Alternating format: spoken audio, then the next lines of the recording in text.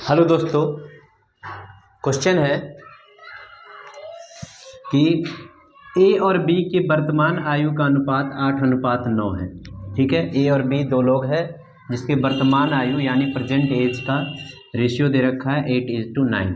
यहाँ पे लिख देते हैं ए और बी, इसका वर्तमान आयु का है 8:9। ये क्या है? प्रेजेंट एज इसका। ठीक है, 9 वर्षों बाद यह अनुपात 19:21 हो जाता है।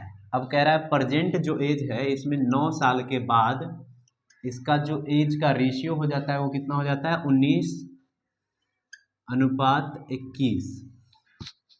ठीक है, अब कह रहा है सी बी से 3 वर्ष छोटा है। क्या कह रहा है कि एक सी है जो बी का जो एज है उससे 3 वर्ष छोटा है। ठीक है, तो हमें सी की वर्तमान आयु ज्ञात करनी है। ओके, तो सबसे पहले हम बी का एज निकालेंगे और इसके बाद सी का भी एज निकाल लेंगे। ठीक है, तो देखिए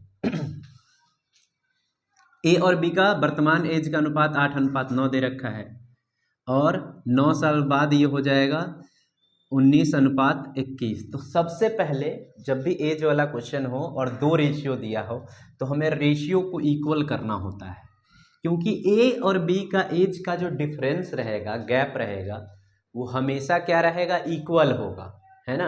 अगर दो व्यक्ति है तो उसके बीच का एज का जो गैप है वो हमेशा इक्वल होगा, चाहे वो कितने भी साल के रहें। तो यहाँ पे इन दोनों के बीच रेशियो का गैप है 1 और इन दोनों के बीच रेशियो का गैप है 2। तो हमें क्या करना है? इन दोनों गैप को इक्वल करना है। क्या करना है? दोनों गैप को इक्वल करना है। तो इक्वल कैसे कर सकते हैं? तो यहाँ 1 है, अगर इसमें हम 2 से मल्टीप्लाई कर दे तो इक्वल हो जाएगा, यानी इस रेशियो में ही 2 से मल्टीप्लाई हो जाएगा। तो ये हो जाएगा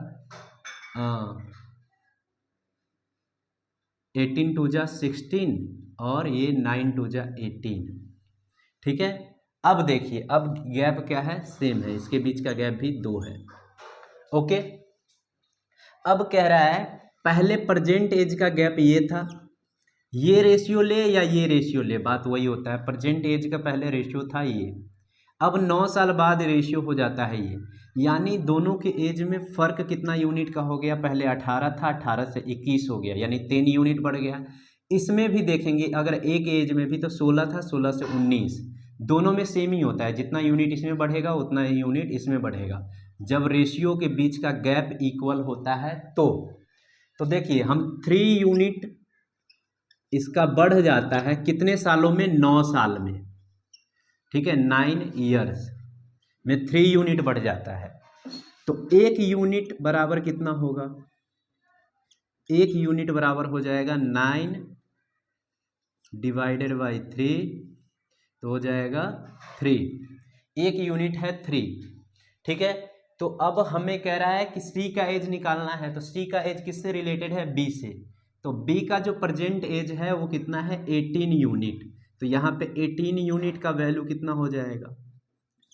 18, 1 यूनिट का वैल्यू 3, तो 18 यूनिट का वैल्यू हो जाएगा 3 इंटू 18। दैट मीन्स 18 को 3 से मल्टीप्लाई करेंगे आएगा 51, 51। ये किसका एज है? बी का एज है, बी का प्रेजेंट एज है।